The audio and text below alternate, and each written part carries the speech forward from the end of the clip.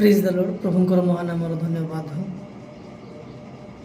प्रभु आज आम को प्रेम करी आम निमंते यही वाक्य दी अच्छा आसंत मैंने पाठ करवा माथ्यू पुस्तक 6 अध्याय 31 पद ठार 34 पद पर्यंत। एणु कौन खाइबा अबा कौन पीवा कि अबा कौन पिंधिबा यह कोई चिंतित हो ना, कारण विजाति माने यही सब विषय खोजी बुलती आउ यही समस्त विषय जे तुम्भ मानकर प्रयोजन ताहा तुम्भ मानकर स्वर्गस्थ पिता जानती।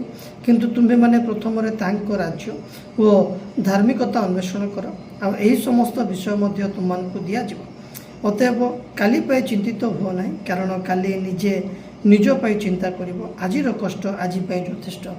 आज आम मैंने अनेक अच्छु जगत यही सब विषय चिंतित था, किंतु परमेश्वर आम को यही